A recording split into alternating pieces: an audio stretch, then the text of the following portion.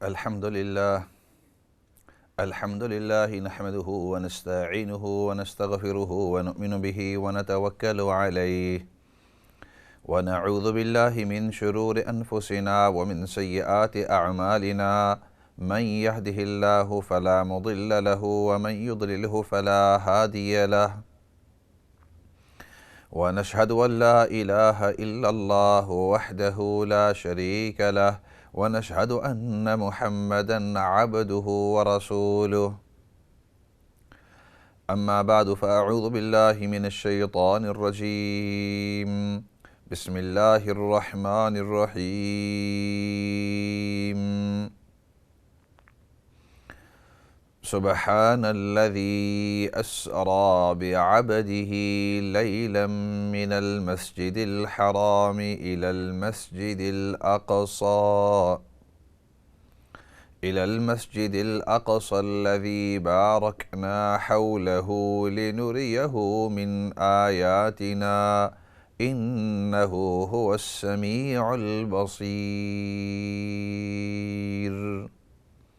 صدق اللہ العظیم۔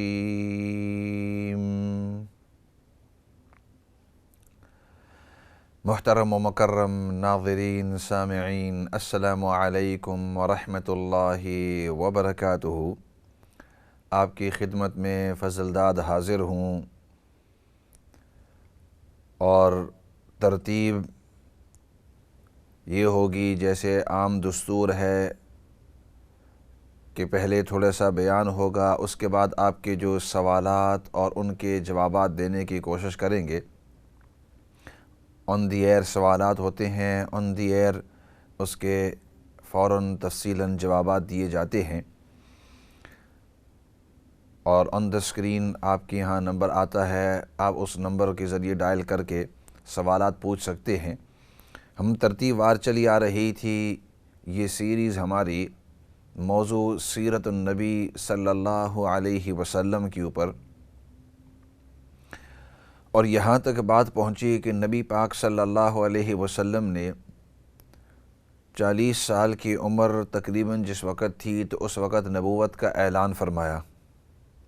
آپ کو نبوت دی گئی اور قرآن کریم کا نزول اس وقت شروع ہوا آپ صلی اللہ علیہ وسلم کے اوپر، اور مکہ کے اندر رہتے ہوئے جب آپ صلی اللہ علیہ وسلم دین کی دعوت دینا شروع کر دیے،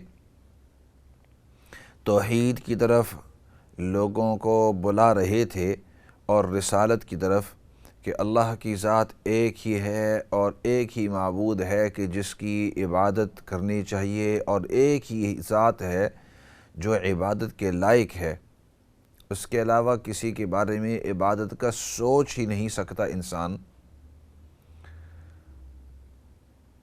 تو یہ دعوت دیتے ہوئے ظاہری بات ہے کہ کچھ لوگوں نے تو اس دعوت کو قبول کیا، جیسے کہ پچھلے قسطوں کے اندر عرض کر چکا ہوں کہ سیدنا خدیجہ رضی اللہ تعالی عنہ انہوں نے ایمان قبول کر لیا، سیدنا ابوبکر صدیق رضی اللہ تعالی عنہ، سیدنا علی رضی اللہ تعالی عنہ، سیدنا زید رضی اللہ تعالی عنہ، سیدنا عثمان رضی اللہ تعالی عنہ، بہت سارے اور صحابہ اکرام۔ لیکن ابھی تک نبی کریم صلی اللہ علیہ وسلم دعوت جو دے رہے تھے وہ چپکے دے رہے تھے۔ حکمت کا انداز بھی تھا، حکمت کا تقاضا بھی تھا کہ بہت سارے وہاں کے جو لوگ تھے اکثر جو تھے وہ مشرکین یعنی شرک کیا کرتے تھے، اور وہاں جو بت ہوا کرتے تھے ان بتوں کی یہ پرستش کیا کرتے تھے۔ They would worship those idols۔ اب ایک عرصے سے اگر خاندانوں سے کچھ لوگ جو ہیں وہ بتوں کی پرستش کرتے رہے، انہوں نے دیکھا کہ ہمارے والدین، ہمارے بڑے، وہ بھی ان بتوں کے سامنے سجدہ کرتے رہے، ان سے ہی مانگتے رہے، ان کے دادا بھی، تو ان کے لیے بعض اوقات حق کو قبول کرنا ذرا مشکل ہو جاتا ہے، اور ان کے اندر بعض اوقات ہٹ درمی آ جاتی ہے، stubbornness، and they become stubborn۔ اور بعض لوگوں کے اور بھی وجوہات تھے، تو کچھ لوگوں نے تو ایمان اسی وقت قبول کر لیا، کچھ لوگوں نے بعد میں کیا، کچھ لوگوں نے کیا ہی نہیں، بلکہ الٹا وہ نبی پاک صلی اللہ علیہ وسلم کی دشمنی پر آ گئی۔ وہی لوگ کہ جو آپ صلی اللہ علیہ وسلم کے ساتھ پیار محبت کا انداز اختیار کرتے تھے، جو ہی نبی پاک صلی اللہ علیہ وسلم نے یہ دعوت دی اور دین کی طرف لوگوں کو بلانا شروع کیا اور دین ان کو سمجھانا شروع کیا، تو وہی لوگ جو ہیں وہ اب آپ صلی اللہ علیہ وسلم کے ساتھ دشمنی پر آ گئے۔ نبی پاک صلی اللہ علیہ وسلم نے ان کے ساتھ دشمنی نہیں کی، بلکہ پیار کے ساتھ، محبت کے ساتھ، ولولے کے ساتھ، ان کی خیرخواہی کو مد نظر رکھتے ہوئے نبی پاک صلی اللہ علیہ وسلم ان کو دعوت دیتے رہے۔ لیکن جیسے میں نے عرض کیا کہ جب دعوت دیتے، یا دعوت کا مطلب دین کی دعوت دیتے، دین کی طرف بلاتے، تو یہ چپکے عام کھلے طور پر آپ صلی اللہ علیہ وسلم اس طرح دعوت نہیں دیتے۔ کیوں کہ وہ جو دشمن تھے وہ نبی پاک صلی اللہ علیہ وسلم کو بھی تکلیف دیتے اور جس کو دعوت دی جا رہی ہے اس کو بھی تکلیف دیتے، ظلم کرتے۔ اور واقعات آپ کئی مرتبہ سن چکے ہیں اور سنتے رہتے ہیں۔ سیدنا بلال رضی اللہ تعالیٰ عنہ ایک صحابی ہیں، اور اس زمانے میں غلام تھے کسی شخص کے، اور اس کا جو آقا تھا وہ ایمان نہیں لایا تھا، دشمن تھا۔ اس کو جب پتہ چلا کہ یہ غلام جو ہے بلال رضی اللہ عنہ، اس نے اسلام قبول کر لیا، نبی پاک صلی اللہ علیہ وسلم کی رسالت کو قبول کر لیا، اللہ کی ذات کو ایک ماننا شروع کر دیا، تو اس کو تکلیف ہوئی۔ وہ یہ نہیں دیکھ رہا کہ اس ایمان قبول کرنے کی وجہ سے بلال اب پہلے سے بہتر شخصیت ہو گئی ہے۔ پہلے جس انداز کے اندر زندگی گزار رہے تھے اس سے بہترین اب زندگی گزار رہے ہیں اس ایمان کی وجہ سے، اور نبی محمد صلی اللہ علیہ وسلم کی رسالت کو قبول کرنے کی وجہ سے اب اس کی زندگی بہتر ہو گئی، اور بہتر ہونے کے ساتھ ساتھ میری جو خدمت کرے گا وہ بھی بہتر ہوگی۔ وہ اس کو نہیں دیکھ رہے، بلکہ وہ یہ دیکھ رہا تھا کہ اس نے نیا جو دین جو انٹروڈیوس ہوا ہے اس کو قبول کر لیا ہے۔ تو اس نے بلال رضی اللہ تعالیٰ عنہ کو سختی سے منع کیا۔ بلال رضی اللہ عنہ نے فرمایا کہ میں یہ دین قبول کر چکا ہوں، اب اس کو چھوڑنے والا نہیں ہوں۔ اس نے بار بار جب کہا، اور اس نے جب دیکھا کہ یہ اپنی بات سے ہٹنے والے نہیں ہیں، اس نے بلال کو کہا کہ اگر تم اس دین کو نہیں چھوڑو گے تو میں تمہیں بہت ماروں گا۔ بلال رضی اللہ تعالیٰ عنہ نے فرمایا کہ جو کچھ تمہیں کرنا ہو، میں اپنے دین کو نہیں چھوڑنے والا ہوں، مجھے اب حق مل گیا ہے اور سمجھ میں آ گیا کہ یہ بات صحیح ہے۔ اس نے مارنا شروع کیا، بہت مارا، بہت مارا۔ پھر جب مارتے ہوئے وہ تھک جاتے تو دوسرے کو بلاتے اور کہتے کہ تم اب اس کو مارو، اور باندھ لیتے۔ بلال رضی اللہ تعالیٰ عنہ نے پھر بھی دین کو نہیں چھوڑا، یہاں تک کہ پھر ایک موقع ایسے آیا، انہوں نے سوچا کہ اس کو اب کون سی سخت سزا ایسی دیویں کہ اس کو اتنی تکلیف ہو کہ اس تکلیف کی وجہ سے یہ اب سمجھے کہ میری جان نکلنے والی ہے، اب میں اس ایمان کو، اب اسلام کو چھوڑ دوں۔ آخر میں انہوں نے سوچا کہ چلو ایسے کرتے ہیں کہ دوپہر کے وقت جب زمین تپتی ہوئی ہو، سخت گرمی ہو، اس وقت اس کو زمین کے اوپر لٹا دیں گے اور باندھ دیں گے تاکہ یہ ہل نہ سکے۔ اور جو لوگ عربستان کے علاقے کے اندر گئے ہوئے ہیں ان کو پتہ ہے، آج کل بھی جو عمرے پر حج پر جاتے ہیں مکہ مدینہ وغیرہ، تو آپ کو پتہ ہے کہ وہاں کا ٹیمپریچر کافی ہائی ہو سکتا ہے، بہت گرمی ہو سکتی ہے۔ جب میں پچھلے سال حج پر گیا ہوا تھا تو مکے کے اندر ہم بیٹھے ہوئے تھے، ہم نے وہاں بڑا ایک تھرمامیٹر لگا ہوا ہے مسجد حرام کی دیوار کے اوپر، تو وہاں لکھا تھا 51 ڈگریز، 51 ڈگری، میں نے خود اپنی آنکھوں سے دیکھا 51 ڈگری بہت ہی گرمی ہے۔ تو اب اندازہ لگاؤ کہ 50 ادھر جو ہے اگر 30 ہو جاتا ہے تو انسان کو بہت گرمی آتی ہے، تو 51 ڈگریز اگر 50 بھی ہو جائے، چلو 45 بھی ہو جائے، کتنی سخت گرمی۔ اور آپ کو پتہ ہے کہ وہ ریتیلی زمین تھی۔ آج کل تو آپ کے یہ فلیگ سٹونز لگی ہوئی ہیں، پتھر عجیب قسم کے پتھر ہوتے ہیں، اس زمانے کے اندر تو ریتیلی زمین، اور جس ریتیلی زمین کی اوپر سے دھوپ لگ کر پورا دن، اور رات جب ہوتی ہے تھوڑی سی ٹھنڈی ہو کر پھر دوبارہ دوسرے دن، تو وہ ریتیلی زمین جو ہے، وہ ریت جو ہے بہت سخت گرم ہو جاتی ہے۔ اور اس کے ٹھنڈے ہوتی ہوئی ریت کی خاصیت یہ ہے کہ اس کے ٹھنڈے ہوتی ہوئی بہت دیر لگتی ہے۔ اسی وجہ سے بعض اوقات اگر آپ کو کسی جگہ کوئی چوٹ لگ جائے تو وہ چھوٹا سا بیگ ہوتا ہے، اس کو آپ اوون میں ڈالتے ہیں، اور اوون کے اندر ڈال کر جہاں چوٹ لگی ہوگی، جہاں درد لگا اس کے اوپر آپ اس کو ڈالتے ہیں اور ایک قسم کی اپنے آپ کو ٹھکور دیتے ہیں۔ اور اس بیگ کے اندر کیا ہوتا ہے؟ وہ ریت ہوتی ہے، کیونکہ ریت گرم جلتی ہو جاتی ہے، لیکن ایک مرتبہ گرم ہو جائے تو پھر ٹھنڈے ہوتی ہے اس کو کافی دیر لگتی ہے، تو اس لیے وہ کافی ٹھکور انسان کو دیتی ہے۔ تو کپڑے کے اندر وہ ریت ڈال دیتے ہیں اور سی کر اس کو اوون میں ڈال دیتے ہیں یا مائکرو ویو میں ڈال دیتے ہیں۔ وہ جب گرم ہو جاتی ہے تو اس کو جب رکھتے ہیں تو کافی جہاں چوٹ لگی ہوئی ہو یا کوئی درد ہو رہا ہو، تو کہنے کا مقصد ریت جو ہے سینڈ، تو زمین تپتی ہوئی اوپر سے پورا دن سورج لگتے زمین بالکل تپ گئی۔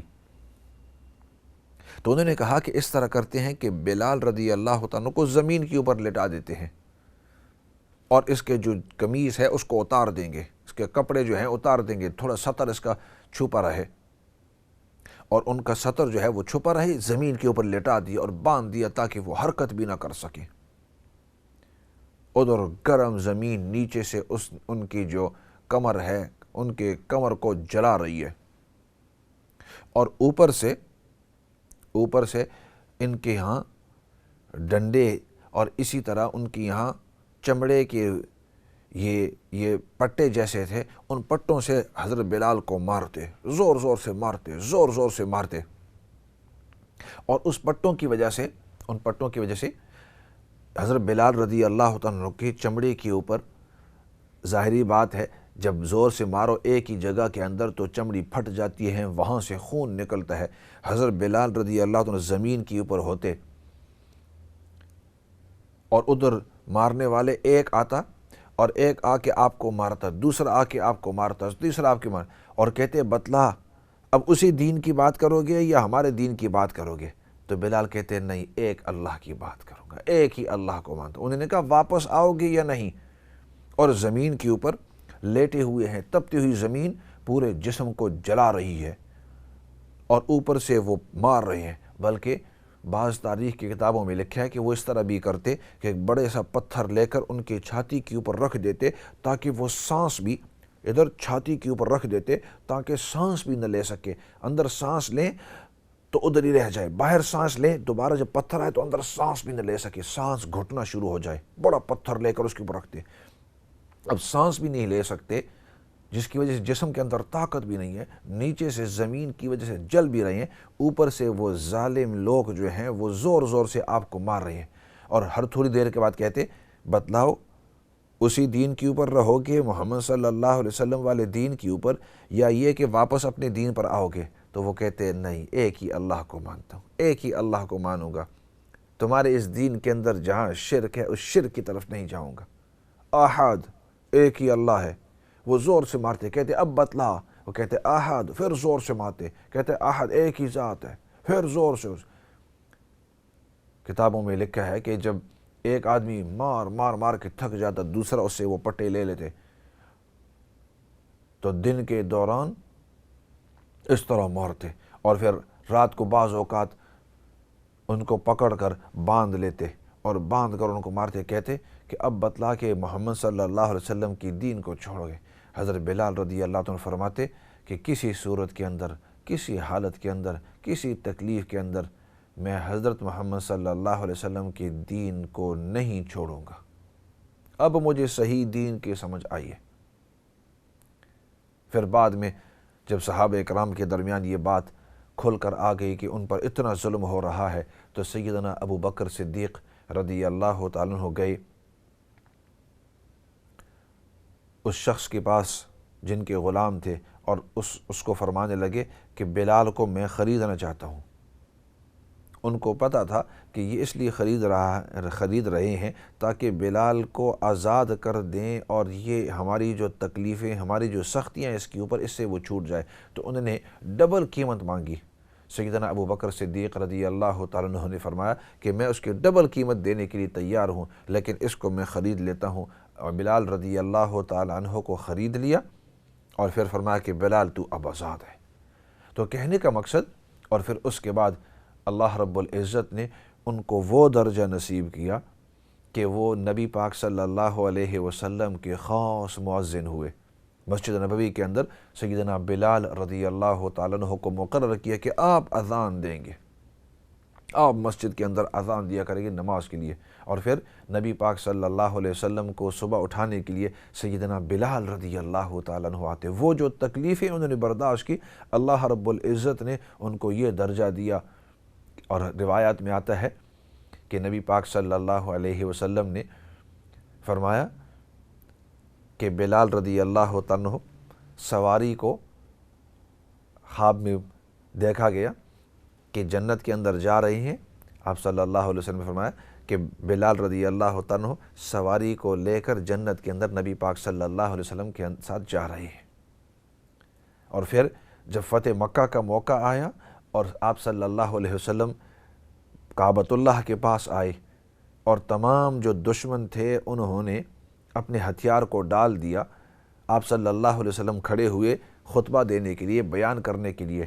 تو آپ صلی اللہ علیہ وسلم نے حضرت بلال کو فرمایا بلال کعبۃ اللہ کے اوپر کھڑے ہو جاؤ اور اب اذان دو، اس کے اوپر سے پتہ چل جائے کہ ایک غلام اللہ رب العزت نے ان کو آزاد کر کے دین کی وجہ سے اتنی عزت دی کہ تمام کے تمام جو قریش تھے وہ وہیں تھے، اور جو بلال رضی اللہ عنہ وہ اوپر ہے۔ اور بلال رضی اللہ عنہ یہ حبشہ، ایتھیوپیا، ابسینیا اس علاقے سے تھے، اور یہ بھی بتلانا چاہتے تھے کہ عرب ہونے کی وجہ سے یہ چمڑی کی سفید اور گورا اور ان کی وجہ سے کوئی اثر نہیں ہوتا، دین کی وجہ سے اللہ رب العزت عزت دیتے ہیں۔ ایسے کرتے ہیں، کچھ کالیں کافی دیر سے انتظار کر رہی ہیں، تو کال کی طرف جاتے ہیں اور پھر واپس اس موضوع کی طرف آئیں گے۔ السلام علیکم ورحمۃ اللہ وبرکاتہ۔ وعلیکم السلام۔ جی آپ آن دی ایئر ہیں؟ جی مولانا صاحب مجھے 2 کوسچن پوچھنے تھے۔ جی آف کورس ہم صدقہ خیرات اپنے مسلمان بہن بھائیوں کے لیے تو کرتے ہیں، بٹ اب because of Christmas nearly there ہے، تو بچوں کو اسکول سے جیسے وہ فوڈ بینک کے لیے ملتے ہیں کہ آپ ڈونیٹ کریں۔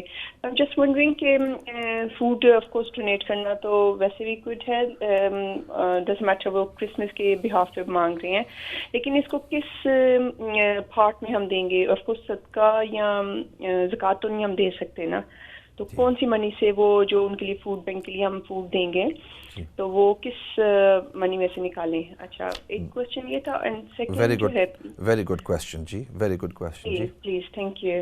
اینڈ دا نیکسٹ کوشچن بھی کرسمس سے ریلیٹڈ ہے، which is very important because بہت سے مسلمان بہن بھائیوں کو نہیں پتہ آپ ریلیجیس سیریمنی سے اپنے بچوں کو پل آؤٹ کر سکتے ہیں۔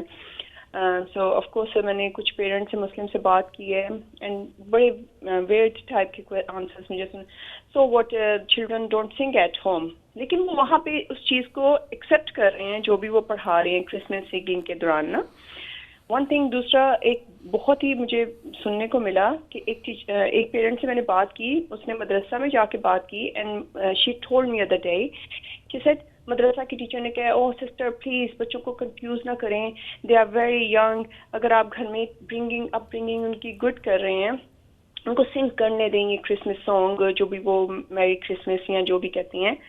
میں نے اس سے دوبارہ تصدیق کی، یہ تمہیں مدرسہ کی ٹیچر نے کہا ہے؟ بیکاز جہاں تک میں نے تھوڑی سی جو بھی مجھے نالج ہے، اکارڈنگ ٹو دیٹ اگر وہ میری کرسمس کہنا بھی حرام ہے، بیکاز وہ جو اس کا کانسیپٹ ہے، ہمیں تو پیچھے دیکھنا نا کانسیپٹ کیا ہے۔ تو آپ بے شک ٹھیک ہے بچے گھر آ کے نہیں وہ گا رہے یا پڑھ رہے، لیکن بچے نے وہاں تو وہ چیز ایکسیپٹ کی ہے نا۔ ٹھیک. تو یعنی میں نے یہ پوچھنا ہے کہ میں غلط ہوں یا بہت مشکل ہے کہ یہ گیس کرنا کہ کون کہاں پہ غلط ہے یا کسی کو کیسے کنونس کرنا ہے. ٹھیک ہے انشاءاللہ. آف کورس میں تو آل دا ٹائم اپنے بچوں کو پل آؤٹ کرتی ہوں ریلیجیس سیریمنی سے, بٹ آپ کو پھر ایسے لگتا ہے جیسے آپ جو وہ اوڈ ون آؤٹ پیرنٹ ہو جو آلویز ریلیجیس سیریمنیز پہ آبجیکشن کرتے ہیں یا بلا وجہ پرومیننٹ ہونے کی کوشش کرتے ہیں نا. تو پلیز مجھے یہ پلیز ضرور بتائیے گا. جزاکم اللہ خیر. السلام علیکم. Most welcome. دیکھتے رہیے, سنتے رہیے, انشاءاللہ ضرور اس کے اوپر بات چیت کریں گے. اگلی کال کی طرف جاتے ہیں جی. اگلی کال کی طرف جاتے ہیں. ایسا لگتا ہے ان کی کال ڈراپ ہو گئی ہے. السلام علیکم ورحمۃ اللہ وبرکاتہ. وعلیکم السلام مولانا. میں عمرہ پہ جا رہا ہوں تو کمر میں درد ہے, تو احرام کے اوپر میں کمر بیلٹ لگا سکتا ہوں جس میں میٹل کی پلیٹیں بھی ہوتی ہیں؟ ٹھیک ہے چلو, آپ دیکھتے رہیں, سنتے رہیں, ضرور آپ کے سوال کا جواب دیں گے. بسم اللہ الرحمن. ایسا کرتے ہیں یہ ایک اور کال بھی لے لیتے ہیں, پھر سوالوں کے جواب دیں گے. السلام علیکم ورحمۃ اللہ وبرکاتہ. وعلیکم السلام ورحمۃ اللہ وبرکاتہ. حضرت کیا حال ہے؟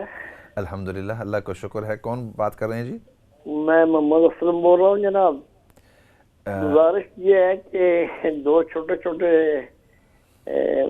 مسئلے ہیں تاکہ دل کو تشفی ہو جائے. صحیح ہے یہ غلط ہے؟ ٹھیک ہے. ایک تو یہ جب یہ ٹی وی پر اذان ہوتی ہے کہ اس اذان کو سننا فرض ہے, واجب ہے, نمبر 1. نمبر 2, جو آدمی صحیح سے نماز کھڑا پڑھ نہیں سکتا, معذوری کی وجہ سے کرسی میں بیٹھتا ہے, تو اس کا جو رکوع سجود ہے وہ اس کا ڈیمانسٹریٹ کرتے ہیں تاکہ پتہ چل جائے صحیح کیا غلط. یہ آخری بات جو ہے وہ ذرا لائن کٹ رہی تھی, آواز نہیں آئی. آخری گزارش ہے جو آدمی صحیح نماز نہیں پڑھ سکتا. ہیلو صحیح جی, اب آواز آ رہی ہے. جی سوری. تو معذوری کی وجہ سے وہ کرسی میں بیٹھتا ہے, رکوع اور سجدے کا پتہ نہیں کس طرح سے صحیح ہے.